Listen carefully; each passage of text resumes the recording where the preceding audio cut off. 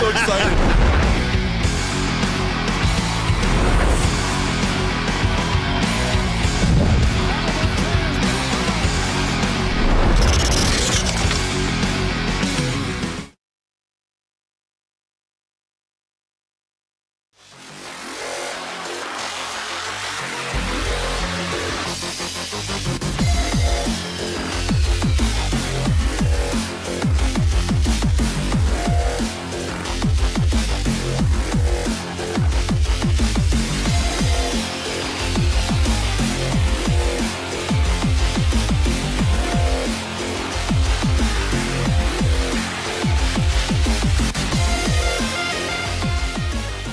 It's time for Two Guys and a Goalie with Dustin Nielsen, Matt Cassian, and the goalie, Joaquin Gate.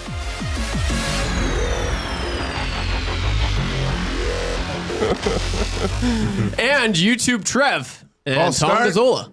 Hey. What's up, boys? I'm good, man. You're good? Oh, okay. A little bit of You can't see the TV from there, can you? No, I cannot. Okay. If I move around, I can see it. I can see it, absolutely. We'll be golden. Okay, what is up? Yeah, a lot of you listening, tuning in. We've got Gager. We've got Cass, the usual suspects on the show.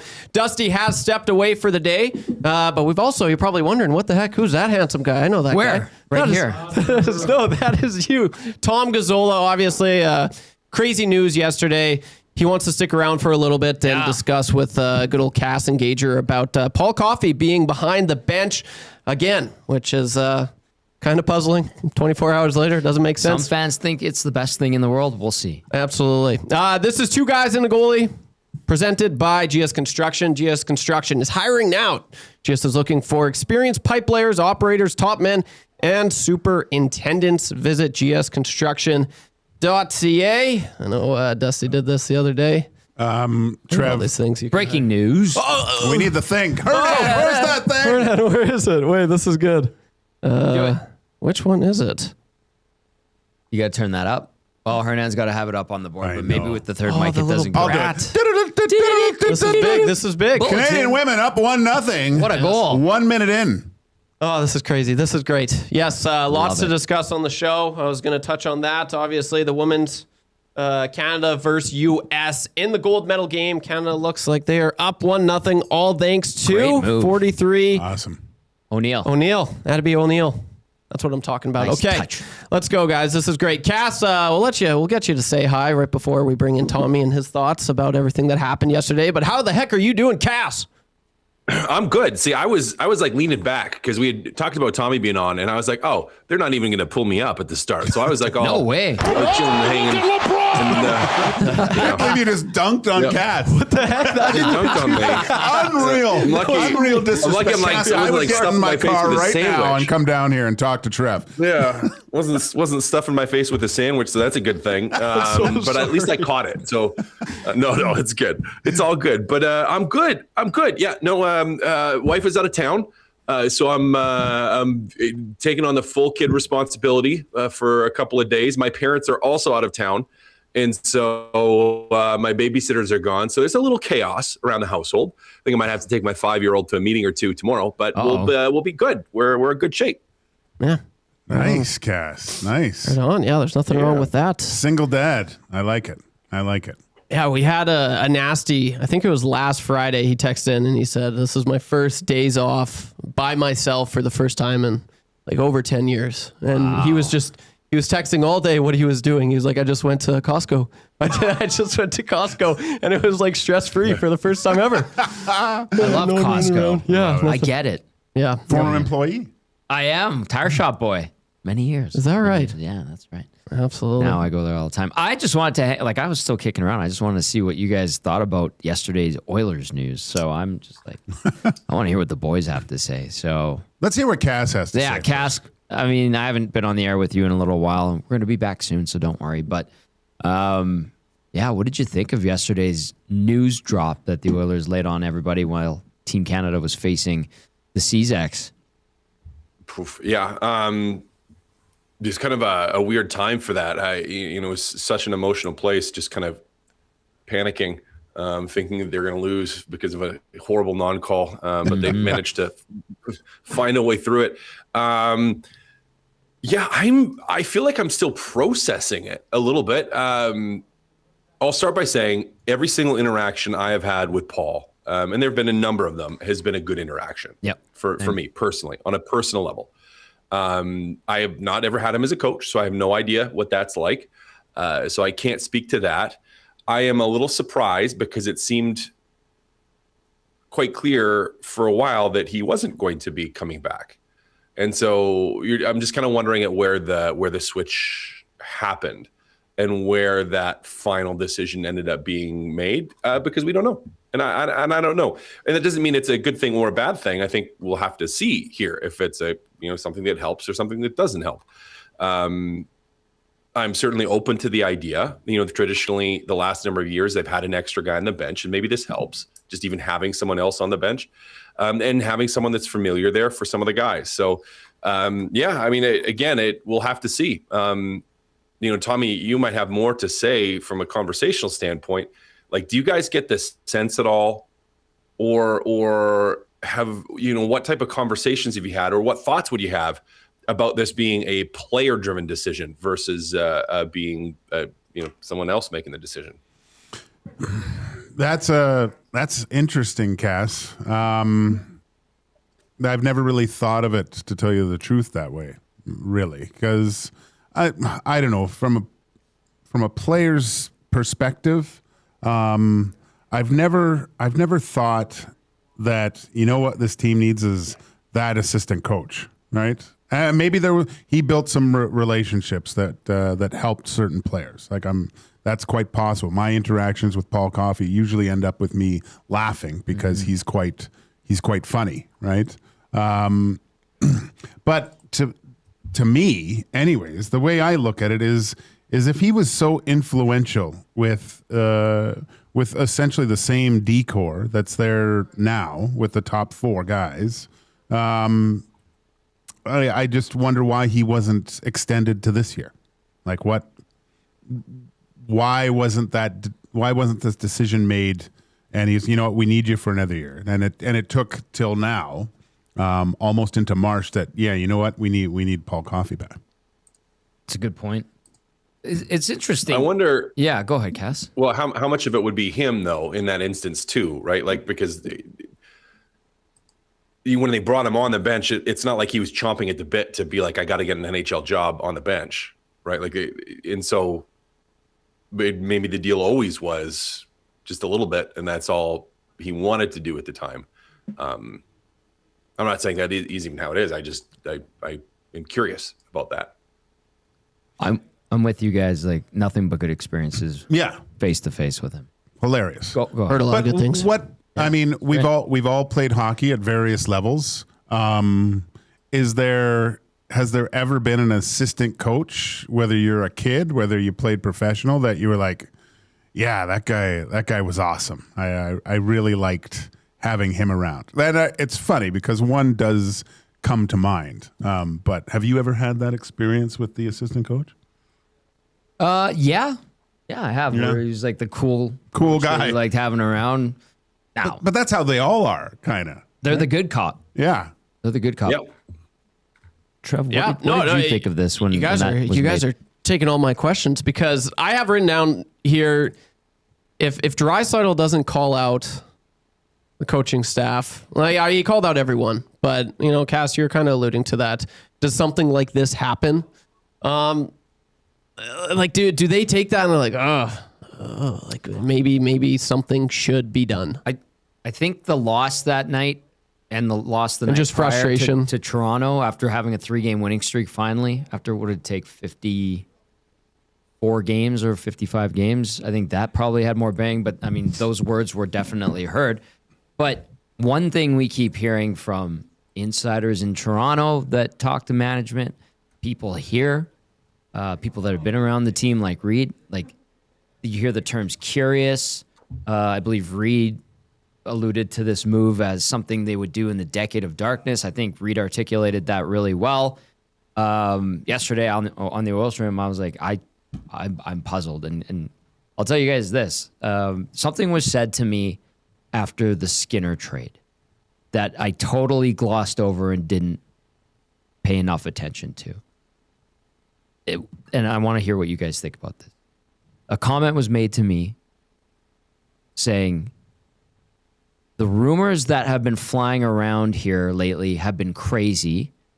And before, when they were just rumors, they didn't come to fruition. Now it seems like they're starting to happen. And I brushed that off. I'm like, that sounds stupid. But the more I think about it, I'm like, yeah. Where the hell is this coming from? I have a very strong idea where it is, but it is a troubling sign to me. And that's why yesterday I said, I'm concerned how this organization functions and who's calling the shots. Again, with the premise that I hope that this works out for the organization and the fan base. Yeah, and at the end of the year last year, we had they moved on from certain players too, right? Yeah. And usually in cases like that, and it's not like Paul Coffey, he was still going to be part of the organization, from what I understand, in a different role. But that evaluation process, or that full forensic audit that you do at the end of every year to say how, the first question I think is that it's asked is, how do we make our team better? Like what pieces do we have to put in place? And to me, I just, maybe it was looked at, there was too many cooks in the kitchen, so to speak, or too many voices, and whatever, good or bad. It just seemed that's the only thing that puzzles me the most, is if they looked at this as a beneficial part of their organization and their team to have success, why wasn't it done at the beginning of the year when it's still there? Like it just seemed like Paul Coffey was, you know what, I've done it for 2 years. Maybe he did, maybe he didn't. I don't know for sure. But just to come back now, it's like, it's confusing. It's puzzling. Mm-hmm. It'll be interesting to see what happens moving forward. Because now, I mean, making a move like this in this type of market, it's an assistant coach. It's not a massive, but we all look at it right under the microscope. And the first thing we're going to look at is the defensive structure of this team. And if they keep leaking these high danger scoring chances, then what's the issue here? Yeah. You know what's crazy too, guys? Like I said this story yesterday on the Oil Stream. I don't think I articulated it that well, but I was with someone who's Mac T's relative, like direct, who's a good friend of mine. And they said, did you hear this stuff about Mac T coming back? And I was like, yeah, it doesn't sound right. I don't know why Mac would come back. And they said he wasn't. That was a stupid rumor. Mac he's on his way to the desert right now in his car. All he wants to do is golf, enjoy good weather, and every now and then touch base in the hockey world. Like my buddy said, that was the dumbest rumor he had heard. Yeah. That Mac was going to go back behind the bench. And then my buddy followed up with, did you hear about Koff coming back? And I said, yeah. And he goes, what do you think? And I go, everything I've been told to this point is they don't really want that to happen. And management, coaching staff, just around the organization, they don't really want that to happen. Like, he's fine in his advisory role, essentially. And then my buddy goes, well, I was told as long as Chris is there, Koff won't be. And I'm like, that's what I've heard too. And then 5 days later, something changed. Fascinating stuff. These are just conversations I had. And people are like, no, crap. Listen, I went on Hello Hockey and I said, I don't think this is happening. But that was part of it. Is like I was being told, like, no, not really something they want to do. Yeah. So I'm curious to hear it. That's why I kind of hopped on. I wanted to hear what you guys had to say about that. For sure. Lots of eyebrows raising. It was kind of just like a what? Double take when it happened. We were watching the game. LT comes in. Coffee is on, he said.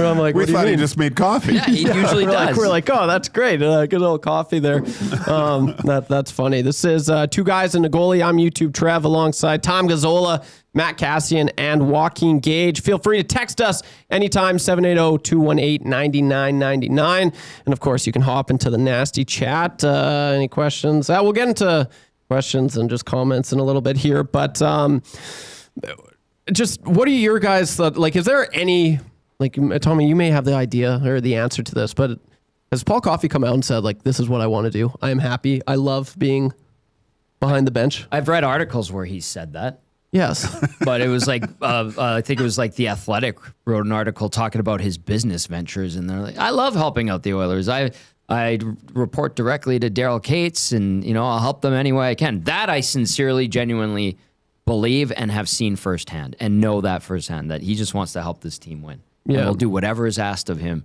to help this team win. And then maybe, Cass, I'll go to you on this, but how much, like, coaches from assistant coach, head coach, the whole staff, being a former player, how much more beneficial is it for all the coaches to be on the same page? Like, have you ever had any instances where you got one guy like, they're butting heads a lot? Not publicly. Yeah. Okay. Right? Like behind the scenes, undoubtedly. Yeah. Like, coaches are going to disagree on things, right? Teammates are going to disagree on things. But I mean, I would equate it to, it's like your parents. If any of you have kids, like Gage, I know any of you like out there listening, where it's like, you may disagree about some things behind the scenes, but you're presenting a unified front because the kids can smell weakness. Right? Like they know if the front is not unified, they're going to go to the other and they're going to play the parents against each other to try to get their own way. Like, that's what kids do.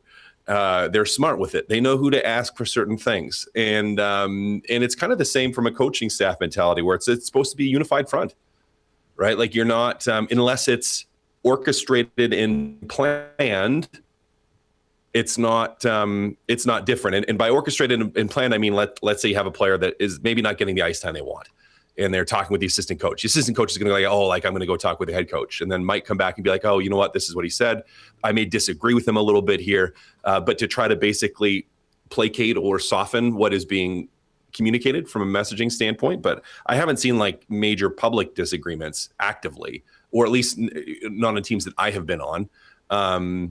Usually when that does happen is someone ends up getting fired. Yeah. Well, we're not going to see a public disagreement here. I mean, you heard you heard the, by all accounts, quotes, if you will. Yeah. Yeah.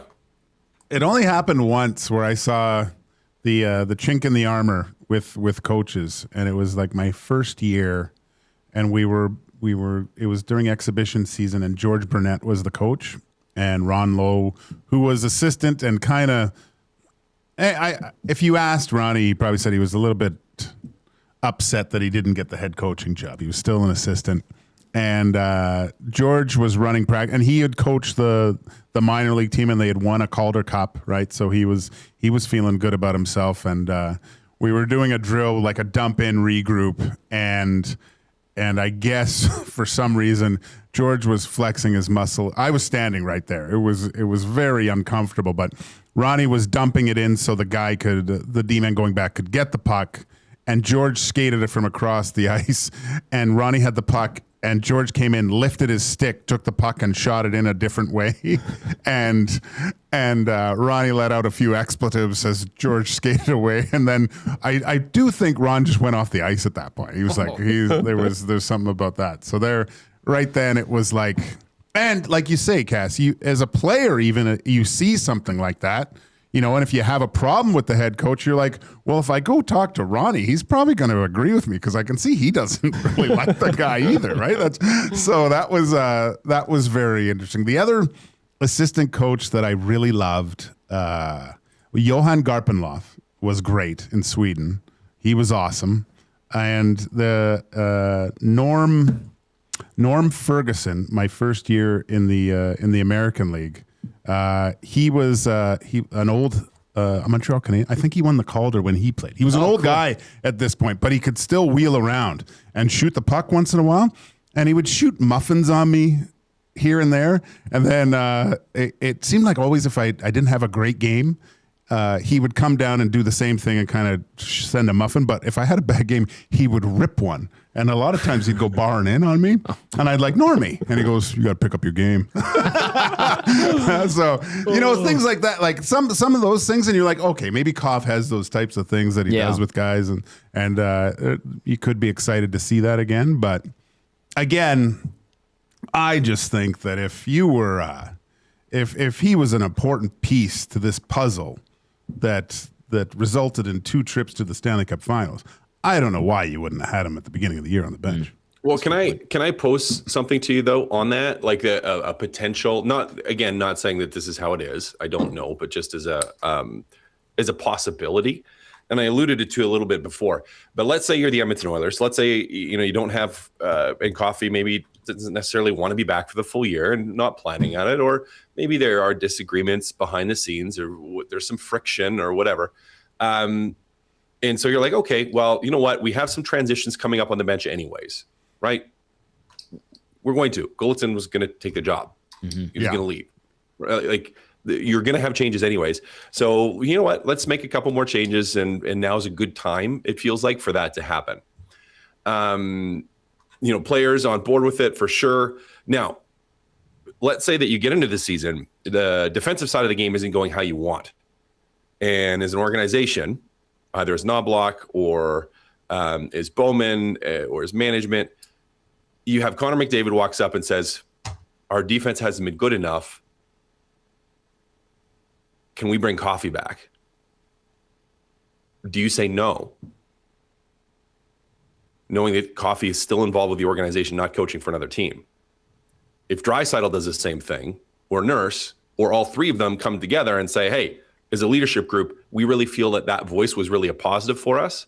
Can we bring him back? Do you say no? I'll answer. Yes. I don't think you say. Well, that's a weird request, though. Yeah. Yeah. Does that happen? Is it though? You think that's weird to say? Hey, I've never heard. Our defense really worked well with him last year.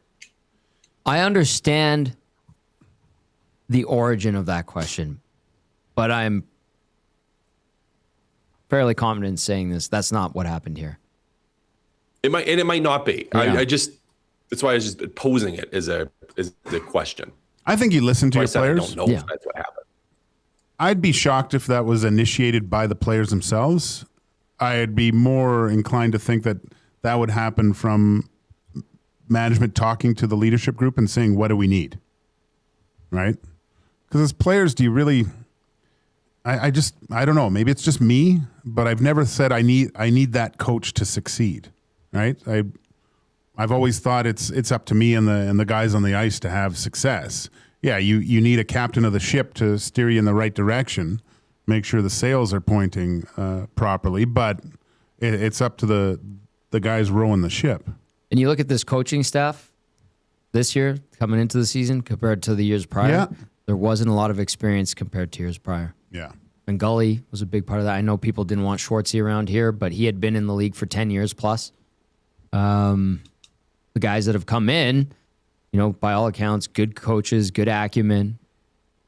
But it's one thing to do it at a different level, and it's another to be in the NHL, from what I've been told and talking to many, many coaches throughout the years at different levels. Do you think, like, is this the missing piece though? Like, is this, and out of all the things that you thought of, I mean, this team is, I think they're first place in the Pacific still, aren't they? Or are they second. Second. So, I mean, is this the?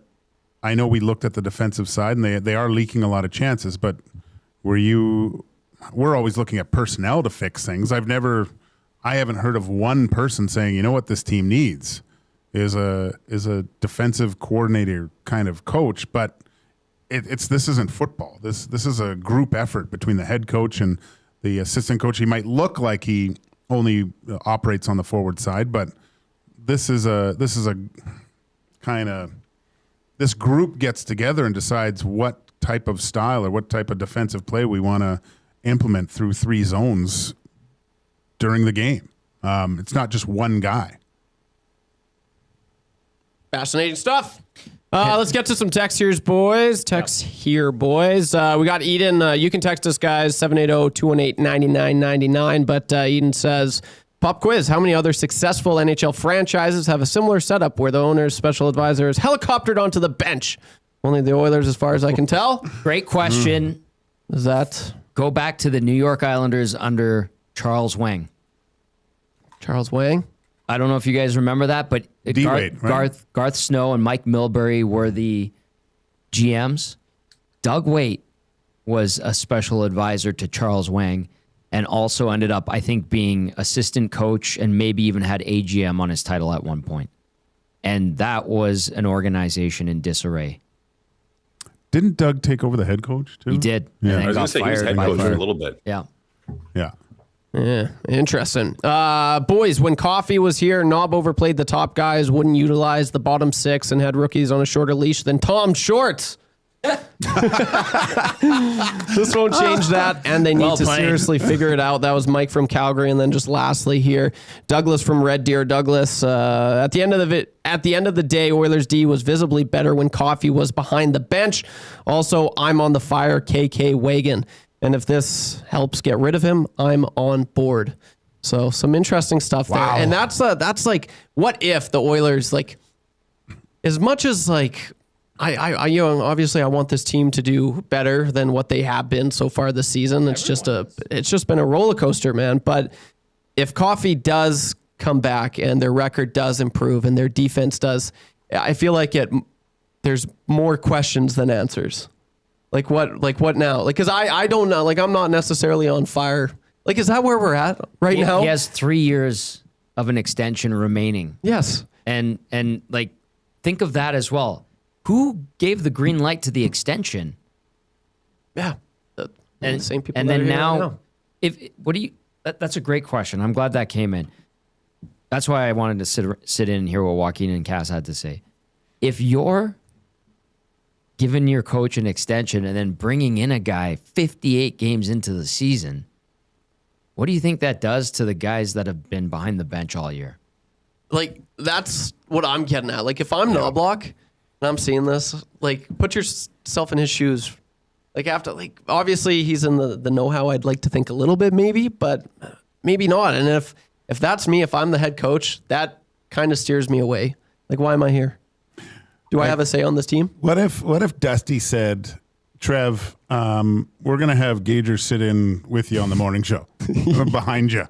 Like, how would you feel? Yeah, I'd be like, am I bad? Why? Yeah. Do I suck? Yeah. I mean, that's kind of what That's what this like. is a little bit, right? That's how I would take it.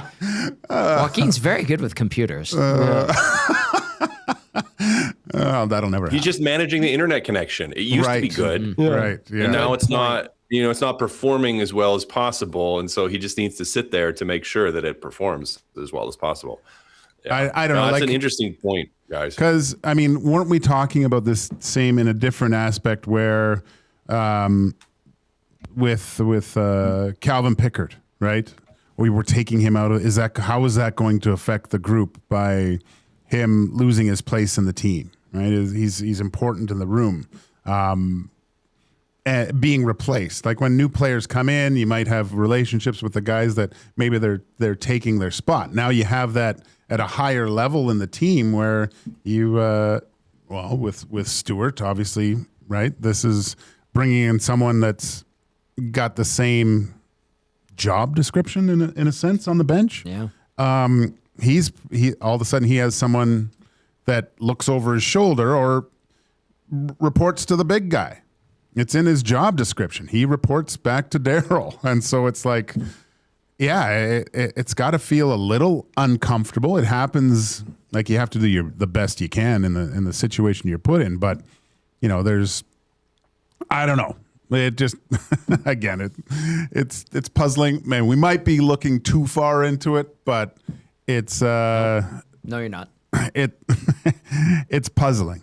Is that what? Who said that in the movie? I'm puzzled. I'm puzzled. I'm still puzzled. And it's under the guise that this is the best thing for the team. And that's the part, I hope that's what happens. I really do. Yeah.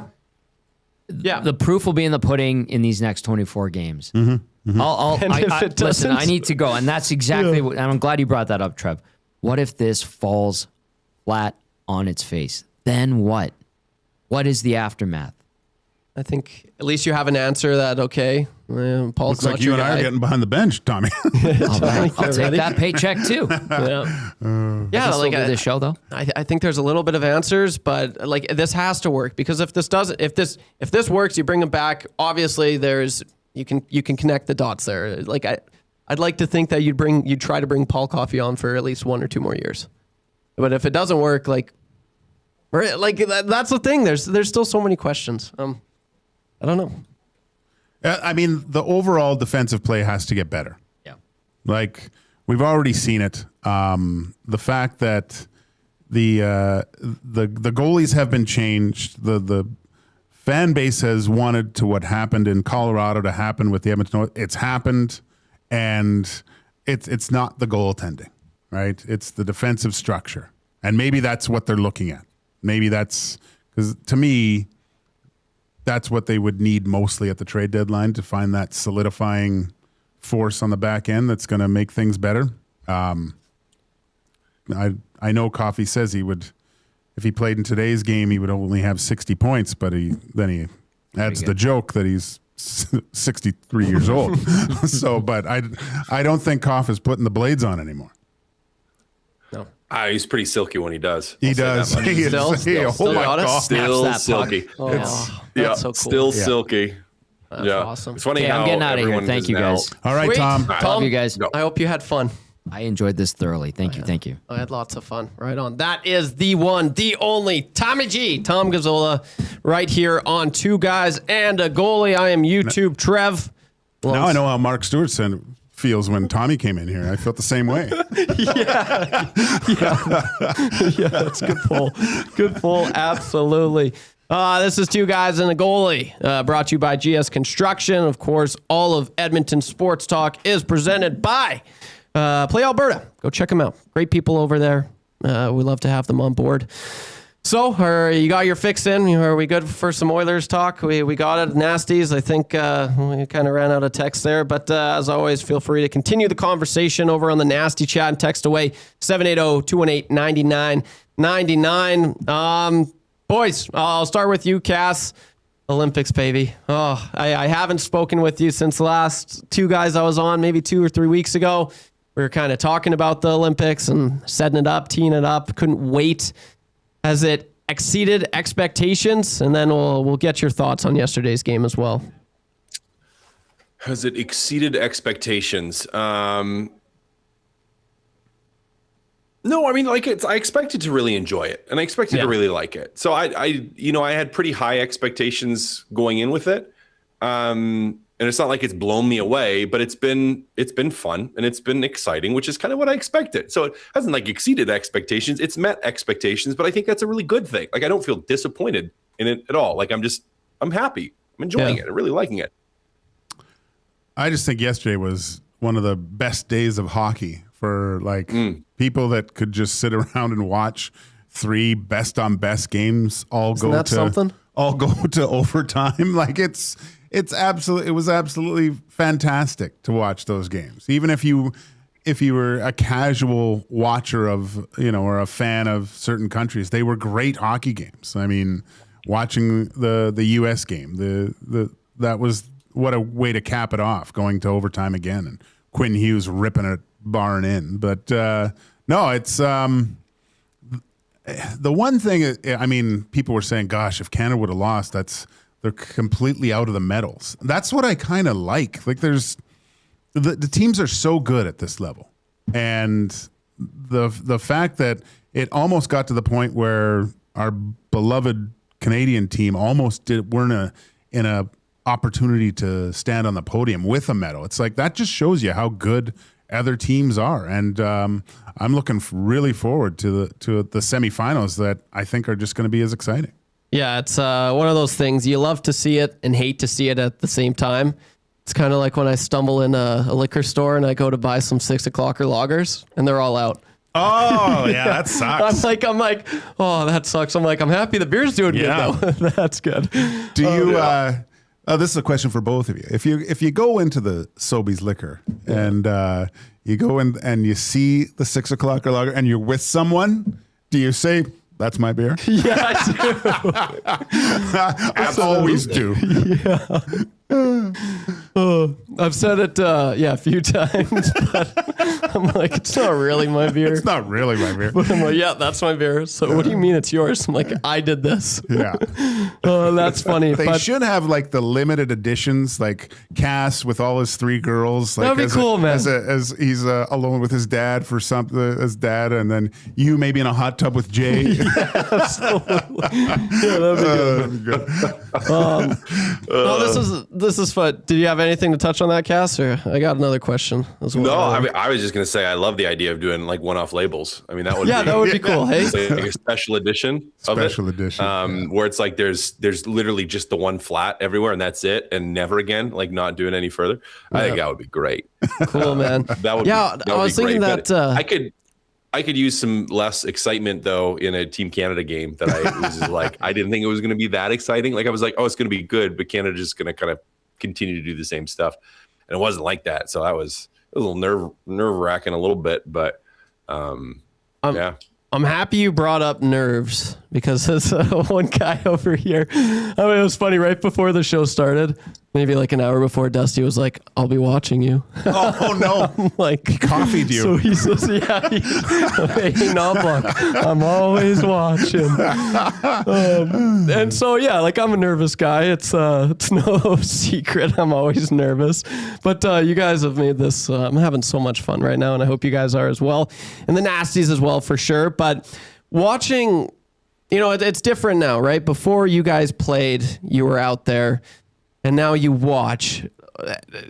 What is it like? I look on the bench after Czechia scored the third goal there late, and you see McDavid, and he just looks calm, composed. Like they did a pan of the whole bench, and not one of them was freaking out. And I'm over here like I'm like this, man. Like I'm not even joking. I took a photo of this. My watch, my heart rate spiked to 134.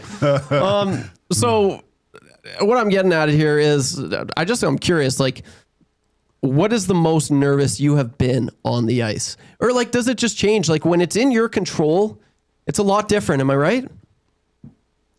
Go ahead. Guys. Yeah, I wasn't a nervous on the ice guy. I mean, I'd be nervous beforehand. Like my nerves were beforehand. Probably the biggest nerves was heading into that first NHL game, like where that nerves are pretty big in that moment. But I just kind of, I don't know, I embraced those feelings, like those anxious feelings, like, and it just kind of turned into excitement. And I mean, I can't remember what the name of the book is, and I haven't read it, but he told me the concept of it. But basically it's how it's like fighter pilots and serial killers are like, personality wise, they're almost identical, where it's like you put them, Navy SEALs too, you put them in like these extreme situations and their heart rate drops instead of goes up. It's like they feel calm in those crazy situations. And I think you got to put elite performing athletes in similar kind of, like it's similar for them, right? Where it's just like, do they get nerves? Maybe, but in their mind, they're just like, okay, it's not over. Like, just got to deal with it, right? And it's different than you score with 5 seconds left. Someone scores on you. You see the feelings afterwards, right? You see the feelings after Marner scores on the other bench. But I don't know. It's the give me the ball, right? It's the I want to be the guy mentality. It's like, like put me in. I want to be the one on the highlight reel that shows us winning this, that shows us doing this. And is it ideal? No. I mean, you want to cruise to wins and be in control the whole time. But at the same time, it's like, when you guys were playing ball hockey as kids or on the pond rink or the outdoor rink or whatever, it's like, how many times did you cruise to a 10-0 victory in your own mind when you were making up a game in the gold medal game or in the Stanley Cup final, right? It's like, no, you don't do that. What you're doing is you're like, no, we were down late and I scored and then I scored in overtime to win. Like that's what you do. And for those guys, it's like, that's what you grow up doing. No one's imagining, oh, we just rolled we swept them right? And we won 15-2, and there was never in doubt. It's like, no, it's like there's this part of us and a part of athletes where it's just like, no, you want to have it be tight. You want to have the drama. You want to have, now again, like, yeah, you want to cruise to win. I get that, but like there's something inside of us that's like, no, I want to be the guy in that moment. And I think that's what you see. And when you pan over the bench, you have to remember, best of best, like these are all the guys, right? These are the guys on their team where it's like, if something's going on, these are the guys they're putting on the ice. And so for every single one of them, they're just like, no, I'm going to go be the guy. Right. So, I mean, it doesn't shock me at all that they had that. Now, the flip is if they would have lost, then all of a sudden we're questioning, why didn't you guys show more emotion and why didn't you have the urgency on the flip side? But yeah, I mean, to me, with the quality of those players, I'm not shocked that there's not like that a feeling of panic or a look of nervousness in that moment. I think Reed told me as a kid, he always, when he was playing street hockey or something, he always imagined a gentleman sweep, right? Oh, yeah, absolutely. Big gentleman sweep guy. Yeah, no, Cass, that was great. I love how who thinks of scoring a goal to the 8th goal in game 4 to win the series? Like, it's always game 7 overtime. And I was always nervous before the game, but once I was in it, at least I had some semblance of control of what was actually going to happen. And that just got rid of all the nerves. Like, there's only a few things that make me nervous today. It's getting a phone call from my kids or my wife, because everyone texts, so I automatically think something's wrong. Team Canada playing, because I'm out of that control mode, right? I hate it that I don't have any influence and I'm pacing half the time. But yeah, those are the only things that make me nervous now, is just those things that I don't really have control over. Yeah. Oh, that's fascinating stuff. Thanks for sharing that, guys. It is so true. I love that though, Cass, because like for me, one instance, there was this basketball court outdoor right beside or behind my house in Pincher. And I was always like, 2 seconds left. He shoots and I'd miss. I'm like, there's still 1 second left. He gets the rebound. He shoots it. He misses again. I was always doing that. No. Did you sulk off? Trev loses it for his team. No, I'd never lose. It would always just go down to 0.1 second. Yeah, so go do your funny interviews, your fake interviews. Oh, I really screwed I feel bad. I let my team down. Yeah, it's so good. Oh, that's funny. But it's getting the mind of a goalie right now. I'm talking to one and I'm looking at one. When Natchez is coming down with 1 minute left, what's Binnington thinking? Like, that's got to be like the craziest feeling ever, hey? I think he thought he was pretty confident. Obviously, the way he played that so well, but I think it was Taves chasing back, right? And Taves was giving backside pressure from Binnington's left side. So right then, you got it. Binnington does a really good job of trusting his defenseman. Like, sometimes you see an overplay, but I think that's a little bit more to his thinking. I've got the shooter. Everyone else has got everything else. All I have to do is worry about the puck, right? And the fact that he took all the ice back and his tracking backwards, and he only had to go one way, right? So right away, there's basically nothing to shoot at because he's like 2 feet out from the crease. Tracks back to his right and follows that perfectly. It just looked like a really to be honest, watching it back, it really looked like a routine, very confident save by Binnington. And I know the magnitude of the situation and stuff, but you don't have time to go, oh my God, if I let a goal in, it's over. Yeah. You don't have you're just like, you're more like, I'm dialed, I'm stopping this punk. Yeah.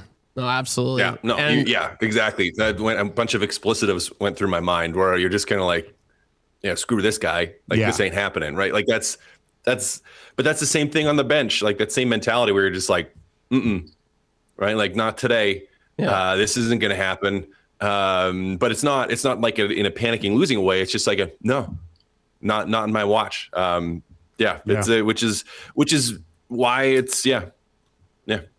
It's awesome. He's got ice in his veins. Like that, He does. Like he's clutch. He showed up and he's looked. It's interesting. Yeah, the question marks about Binnington going in. Like I had him. I doubted him. I never thought he should have started really, but at times at the beginning of the games, it really just goes to show that he is a big moments guy. Like he loves the big moment. There is a point to that, but let me ask you two guys. Like we should, and I think this is from an Oilers fan perspective, looking at the goaltending situation that's happened here in Edmonton, where and looking at Stuart Skinner being part of a team that does give up a lot, and all of a sudden he goes to another team, and you look at the numbers, and you're like, whoa, what's happening? And you look at the numbers of two really good goalies that have, in my mind, have passed the eye test, but you look at their outlying numbers and they're not as great. So then you look over at Jordan Binnington, who's on a very porous St. Louis Blues team. That, I mean, the last game here, I was actually more worried just because the body language after allowing a goal. But you can see why he's an NHL goaltender and arguably one of the best in the most crucial moments. Yeah. You can't say that. I still go back to the 3 saves he made in Game 7 against Boston, and there was one where he flailed out and made a right pad save that basically I think won the game because Boston was pushing and they had nothing left after that. Yeah, he's a guy you want in Game 7 in overtime. Absolutely. Yeah, just quickly, we'll go to number crunchers, and then we got hired or fire it still. Just one last comment on Binnington. I remember one of his first post-game pressers when he got brought up the year that the Blues won the Cup. And the reporter asked him, "Are you nervous out there? Like, there's a lot of the line." He said, "Do I look nervous?" Yeah. There's your answer. So that's kind of the guy you want between the pipe for Canada going, looking to, get gold. That would be awesome. They got Finland tomorrow, but let's get to number crunchers presented by Play Alberta. Check out playalberta.ca or download the Play Alberta app. Presenting sponsor of all of Edmonton Sports Talk. Last time we discussed this, I asked you boys, will McDavid lead the Olympics in points? So far he is, but record was made a few games ago. Sidney Crosby sets Canadian Olympic men's hockey scoring record in the NHL. He now has 16 points. So my question to you guys, Connor McDavid currently has 11. If Canada advances, obviously that would mean 2 more games.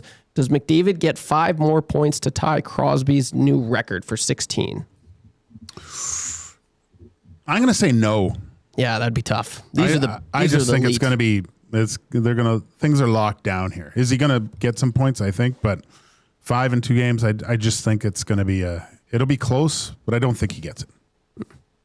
He gets 6. Could you imagine his first Olympics ever sets the record for scoring? Pretty well, he's already phenomenal. Doesn't he have the single? He has a single, isn't it? For a tournament, for one tournament, he's tied. Yeah. With 11. So he just needs one more point to break that record. I know it's Dusty's guy, Koivu. Oh, is it Saku or Mikko? I forget. Saku. Saku has it. Yeah. Yeah, right on.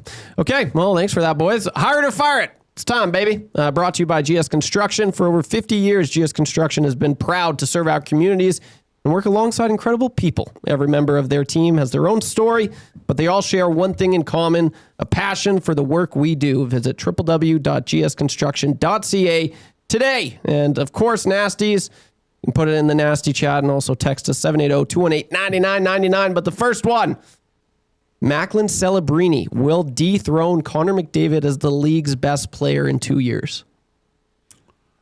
2 years. I don't know why I picked 2. No, that's because Connor's leaving in 2, right? Is that why you put it? No, it's going to be hard. I'm going to fire it.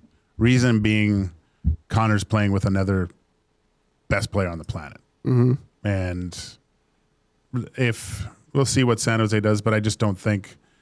I don't think there's another Celebrini to join Celebrini now. Yeah.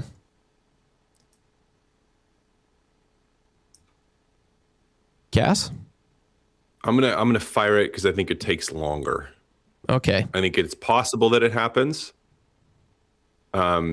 But I don't think McDavid's at a point where he's going to decline in 2 years. And I don't think Celebrini quite gets to that level.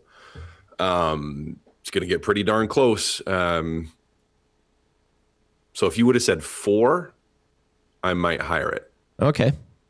If you said at 5, I might hire it. But for now, at 2 years, I got to fire it. Celebrini's got to be the guy, though, I think, going forward. Like the next best player. Maybe there may be a gem out there. They're not a gem, but a skilled player that comes about that dethrones McDavid. I feel like Macklin Celebrini is probably the front runner for that. But yeah, okay, let's go to this one. Is Olympic gold bigger than a Stanley Cup? That's a good question, Trev. For me personally, no. But I grew up in North America. Yeah. But if you were to ask, I mean, even if you asked, some of the Swedish players, Finnish players, Czech players, they might look at as Olympic gold more important, because that's what they grew up thinking about a lot of the times. It wasn't always the NHL, right? But I'm going to hire it. Some people might disagree with me. I'm going to hire it. I think it is, and bear with me for my justification. Is the Stanley Cup gets awarded every single year. The Stanley Cup, there may be more teams, but you have an opportunity to make the playoffs. It's not single elimination. For me, I kind of I there's less teams. It's as long as you have the best from the NHL standpoint, so you have the best players in the world, the best athletes in the world at the games. I think it's bigger. It's harder to win in a lot of ways, which is nuts because the Stanley Cup is incredibly hard to win. But you have a chance at it every single year, where and you could have a chance at it before your prime, and you could have a chance at it after your prime, playing at the NHL level. Where it's like, no, for most guys, like you're never even going to get a chance. You're never even going to get a chance in Olympic gold. So yeah, I kind of go lean towards the Olympic gold. So pirate. Nice. I made Cass think on that one. Yeah, that makes me happy. All right, I'm probably got question. time. It's like I'd take both of them. Don't get me wrong. Like, for sure. Yeah. I'd take either. Yeah. Awesome. And then, just lastly here, is this the most skilled Team Canada roster we have ever seen? Hire it. Yeah. Yes.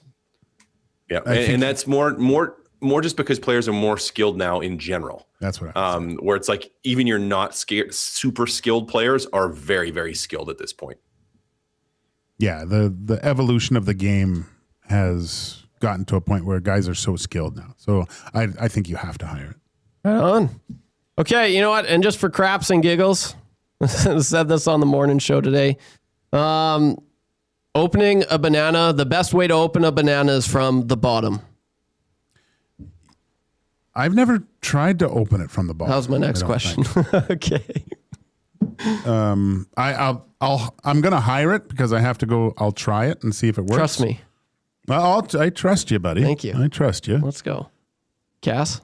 I'm going to fire it. The best way is to grab a knife and make a little slice and then do it, because then nothing gets mushed.